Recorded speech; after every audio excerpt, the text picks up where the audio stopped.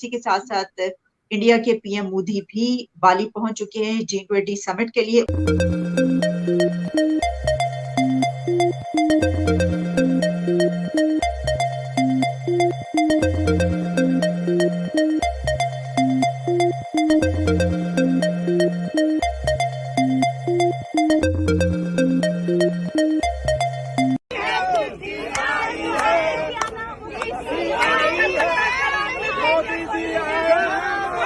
जो इस चीज का प्रूफ है कि इंडिया जो है वो इंटरनेशनल जो एरिना है उसके अंदर ब्रेक थ्रू कर रहा है सक्सेसफुली, क्योंकि वहां बल्कि उनको क्या सारी दुनिया को वहां से सूरज निकलता नजर आ रहा है।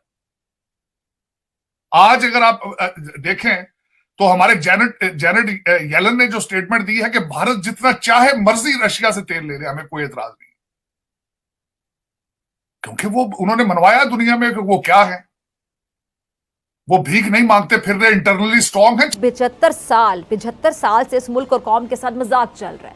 आपके मुस्तकबिल के फैसले कभी अमेरिका में होते हैं, कभी लंदन में होते हैं, कभी बंद कमरे में होती हैं, कभी डीलें होती हैं। जहां तक जो है वो इंडिया का या मोदी साहब का ताल्लुक है, तो इस वक्त जो है आप यूं समझ लें जो मेन प्लेयर है वो भारत। नमस्कार दोस्तों, स्वागत है आपका वन हिंदुस्तान न्यूज में। दोस्तों, बाली में आयोजन होने वाली G20 समिट में भाग लेने के लिए प्रधानमंत्री श्री नरेंद्र मोदी भारत से रवाना होकर वहां पर पहुंच चुके हैं। बाली में उतरने के साथ ही वहां पर भारतीय प्रधानमंत्री का बहुत ही ज़ोरों से स्वागत हुआ।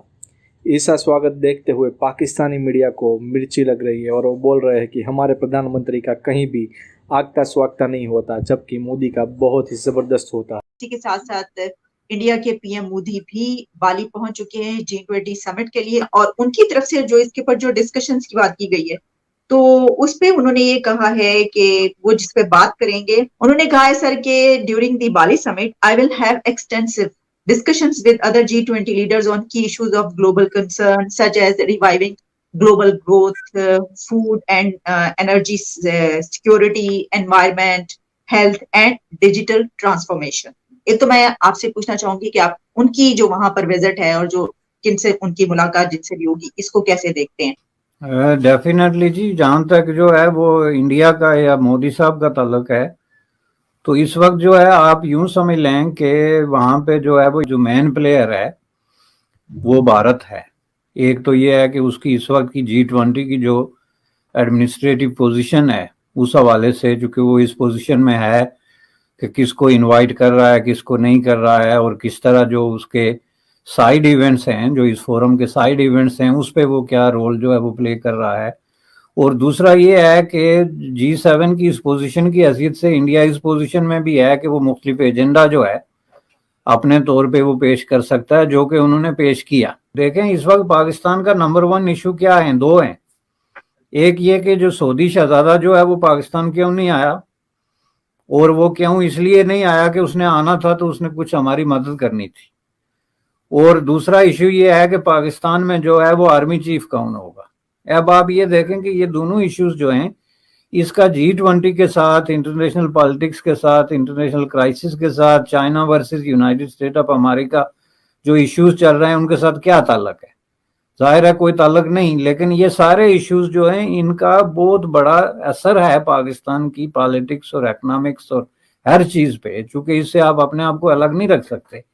अब ये चीज साबित करती है कि जो पाकिस्तान की रूलिंग एलीट की टॉप जो लीडरशिप है, उनके अंदर ना तो वो विजडम है और ना वो उनके अंदर ट्रेंड है कि वो ये देखें कि इस वक्त हमारा फौरी मसला क्या है और हमें किन चीजों को उठाना चाहिए। जिसका नतीजा ये है कि आप पाकिस्तान के आज अखबारात और मीडिया उठा के देख लें कि पाकिस्तान के कितने अखबारात के एडिटोरियल पेजेस पे गुज़श्ता 4-5 दिनों में G20 के हवाले से कोई आर्टिकल, कोई कॉलम, कोई न्यूज़ जो है आइटम जो है वो अपीयर हुआ है।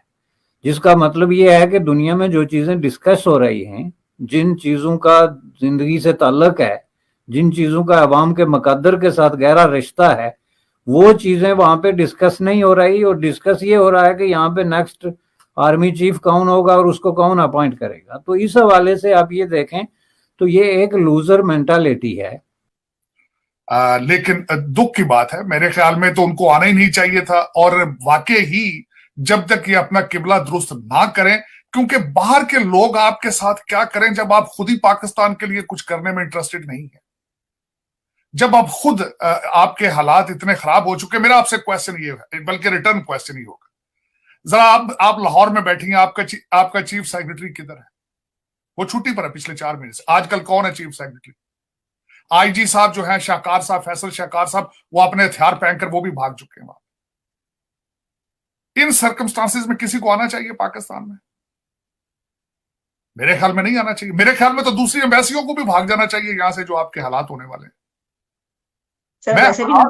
बिल्कुल, मैं हैरान हूं कि आपके अंदर फॉरेन डिप्लोमेट बैठे किस तरह हैं। मैं उन पे भी हैरान हूं। आप कहती हैं कि एमबीएस यहां पे है। हाँ, वो भारत में जा रहे हैं, बिल्कुल जाना चाहिए उनको, क्योंकि वहां बल्कि उनको क्या, सारी दुनिया को वहां से सूरज निकलता नजर आ रहा है। आज अगर आप देखें तो हमारे जेनेट येलन ने जो स्टेटमेंट दी है कि भारत जितना चाहे मर्जी रशिया से तेल ले ले, हमें कोई एतराज नहीं, क्योंकि वो उन्होंने मनवाया दुनिया में कि वो क्या है। वो भीख नहीं मांगते फिर रहे, इंटरनली स्ट्रांग है, चाहे जिस तरह भी है। कंट्रोल्ड डेमोक्रेसी होगी वहां भी। एक टर्म इस्तेमाल की जा रही है आजकल पूरी दुनिया में, कंट्रोल्ड डेमोक्रेसी। लेकिन नजर तो आ रहा है ना, आगे बढ़ते हुए नजर तो आ रहे हैं हर जगह पे, हर फील्ड में।